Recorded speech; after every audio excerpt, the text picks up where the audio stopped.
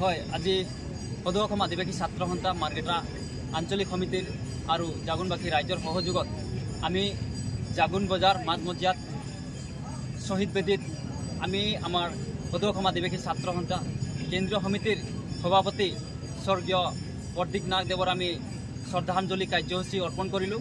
লগতে আমাৰ এই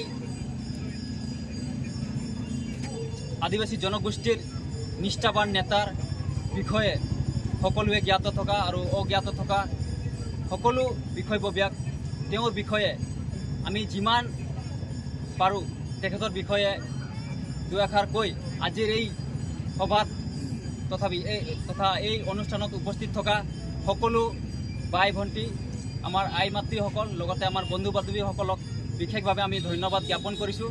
লগতে আমাৰ জাগুন আৰক্ষী চকীক আমি ধন্যবাদ দিছোঁ। তেখেতক আমি মৰ্নিং টাইমত গৈ নিমন্ত্ৰণ জনাইছিলোঁ আৰু তেখেতলোকে আমাৰ এই কাৰ্যসূচীত আহি সহায় সহযোগ কৰাৰ বাবে আমি জাগুন আউটপোষ্টক আমি ধন্যবাদ দিছোঁ। আৰু লগে লগে আজিৰ এই মঞ্চত আমি ঘোষণা কৰিছোঁ, যিহেতু আমাৰ চেণ্ট্ৰেল কমিটিয়ে ঘোষণা কৰিছে তেখেতৰ মৃত্যু দিৱস হিচাপে প্ৰতি বছৰে এপ্ৰিল মাহৰ 8 তাৰিখে প্ৰতি বছৰে আমাৰ আদিবাসী সমাজৰ জাগৃতি দিৱস হিচাপে আমি পালন কৰি যাম বুলি এই কথাষাৰ আজি আমি এই মঞ্চতে আমাৰ উঠি অহা নৱপ্ৰজন্মৰ লগতে আমাৰ সকলো বুদ্ধিজীৱী মহলক আমি এই মঞ্চৰ পৰা আজি ঘোষণা কৰিলোঁ। লগতে আমি আমাৰ এই জাতিৰ নিষ্ঠাবান নেতাক হেৰুৱাই আমি নিজে মৰ্মাহত হৈছোঁ, কিন্তু সকলোৱে হতাশ হ'ব নালাগে আৰু আমি নিজে উঠি আহিব লাগিব। আৰু আমাৰ প্ৰদ্যুৎ নাগ ছাৰৰ যি মানে সপোন আছিলে আমাৰ আদিবাসী সমাজক আগুৱাই লৈ যাবৰ কাৰণে, নিজৰ প্ৰাপ্যৰ কাৰণে যি মৌলিক অধিকাৰ কাৰণে মাত মাতি গৈছিলে, সেই সম্পৰ্কে আজি আমি সকলোৱে একোজন আমি প্ৰদ্যুৎ নাগৰ হৈ আমি মাত মাতি যাম বুলি এই মঞ্চৰ পৰা আমি সকলোকে প্ৰতিবদ্ধ তথা এই মঞ্চৰ পৰা আমি ঘোষণা কৰিছোঁ। তেখেতৰ এটা বা আখৰে আখৰে তেখেতৰ বহুমূল্য সম্পদবিলাক আমাৰ মাজত এৰি থৈ গৈছে।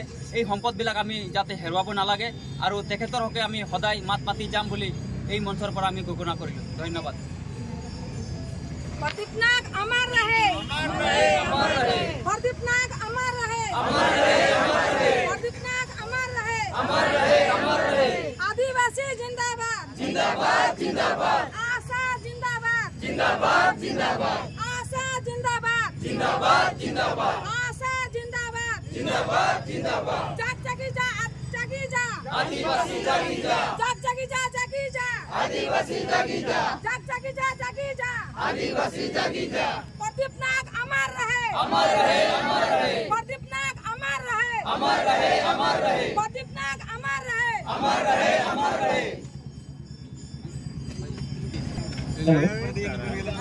সকলোকে নমস্কাৰ জনাই আজিৰ এই কাৰ্যসূচীত উপস্থিত থকা সকলোকে আমাৰ এই কাৰ্যসূচীত আহি সকলোৱে সহায় সহযোগ কৰি আমাৰ এই কাৰ্যসূচী সফল ৰূপায়ণ কৰিলে। সেই গতিকে সকলোকে সদৌ অসম আদিবাসী ছাত্ৰ সন্থা মাৰ্কেটা আঞ্চলিক তৰফৰ পৰা আমি অশেষ ধন্যবাদ দিছোঁ। লগতে আজিৰ এই কাৰ্যসূচী ইমানতে আমি সমাপ্ত বুলি ঘোষণা কৰিছোঁ। জয় আই অসম, জয় আই অসম, জয় আই অসম।